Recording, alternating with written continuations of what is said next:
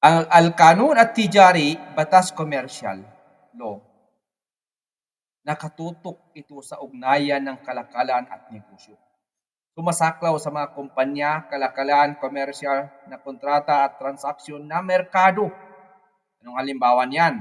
Kasunduan ng partnership ng dalawang negosyo, pagpaparehistro ng kumpanya, paggamit ng cheque or letter of credit sa kalakalan. So, yan po ang commercial law. Mabilis lang tayo, no? Kunin natin ang kanun al-amal, labor law. Labor law, batas sa paggawa. Ang batas sa paggawa po, ang labor law nakafocus sa relasyon ng manggagawa at amo. Tumutukoy sa karapatan ng mga manggagawa at tungkulin ng mga employer.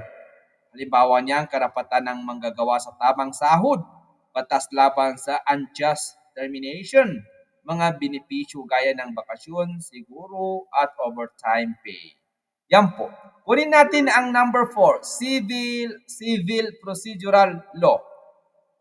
Batas ng pamaraan sibil.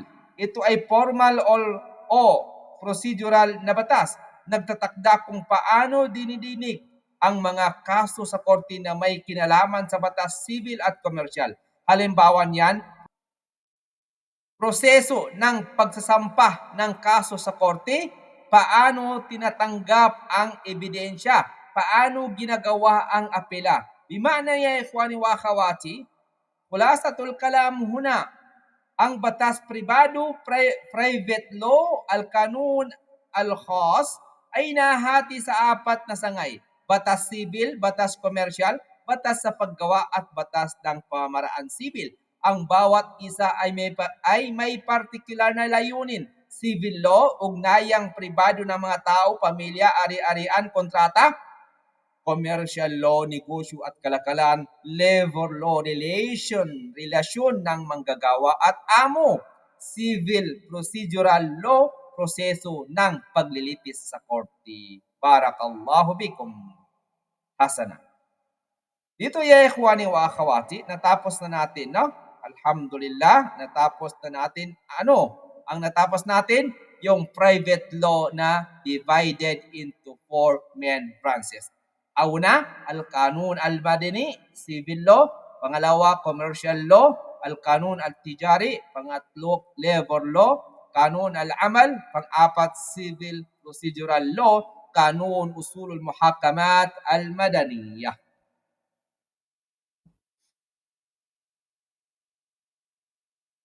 Okay.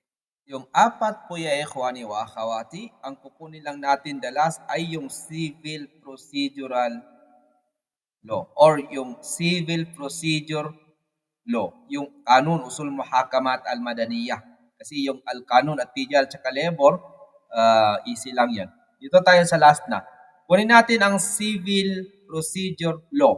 Kanun usulul muhakamat al-madaniyah ay tumutukoy sa mga batas na nagtatakda ng proseso at pamaraan kung paano dinadala sa hukuman ang mga kaso civil at komersyal. Hindi ito tinutukoy kung sino ang tama o mali.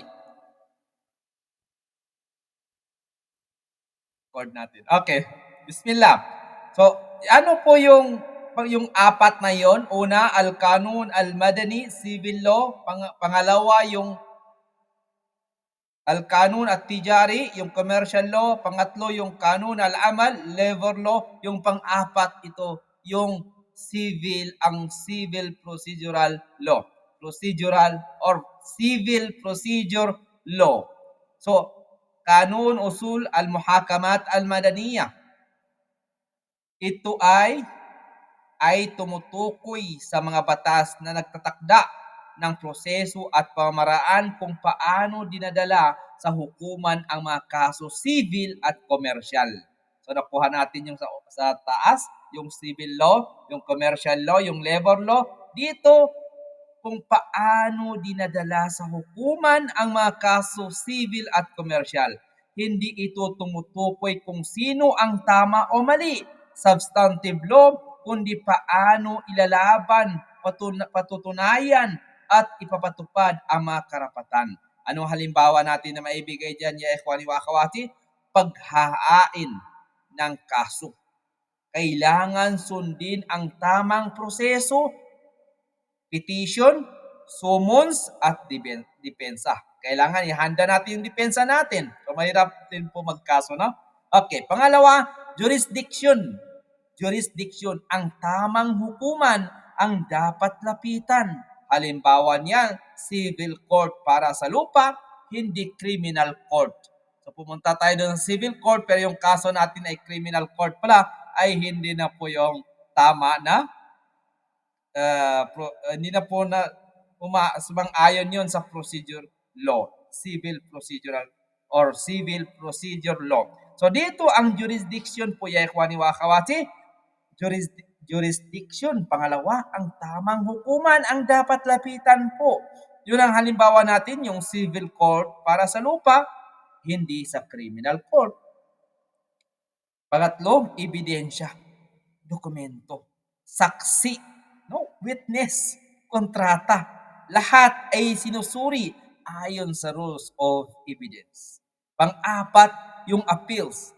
Kung hindi kontento ang isang partido, pwedeng iakyat ang kaso sa mas mataas na korte.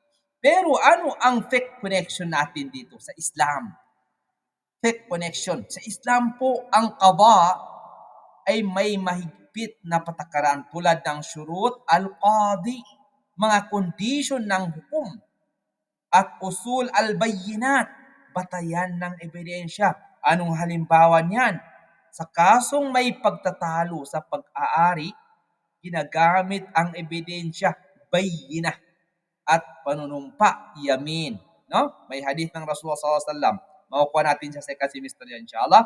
Ang layunin ay kapareho, iwasan ang zulm, pang-aapi, at tiyakin ang adal, katarungan. Bima'na, khulasatul kalam huna ya ikhwani wa akhawati, ang civil procedure law ay isang batas proseso na gumagabay kung paano idinadala at nililitis ang mga kasong civil at komersyal. Legal nakasentro sa jurisdiction, ebidensya, appeal at proseso ng paglilitis. Sa fiqh, katulad ng Islamic judiciary system na nakatuon sa ebidensya, testimonya at patas na hatol.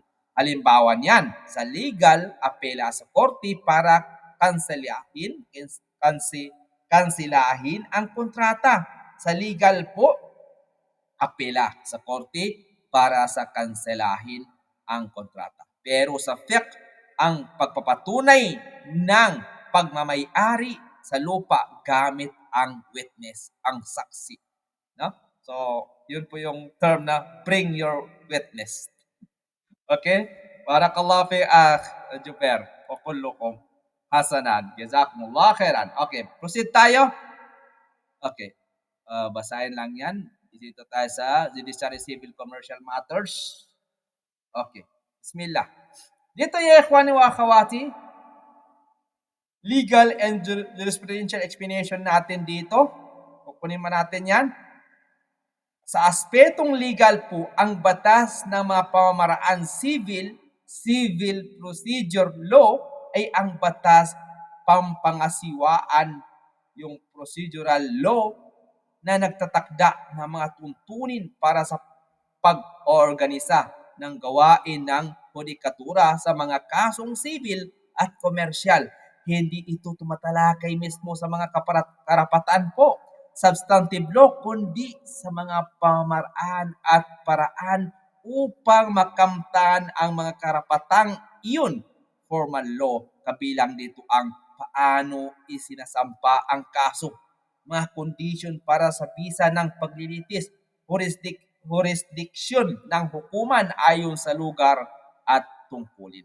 Mga paraan ng pagpapatunay o ebidensya, mga hatol at paraan ng pag-apela, gaya ng appeal at cassation, gaya ng appeal, at marami pang iba. Pero sa aspetong pangkayarian po sa Islamiko, sa fiqh Islami, sa Islamic jurisprudence, may tinatawag na mga alituntunin at adab, etika ng paghatol, gaya ng mga kondisyon ng hukom, katarungan, kaalaman, kakayahan, mga paraan ng pagpapatunay, may ebidensya, witness, saksi, pag-amin, panunumpa, yung yamin, at mga pamaraan ng paglutas ng sigalot. Ang hudikatura sa Islam ay itinuturing na isang paraan upang ingatan ang mga karapatan at pigilan ang pang-api, zulm, na nakahalintulad ang layunin sa batas ng mga pamaraan sibil sa mga batas na itinakda ng tao. Barakallahu bikum.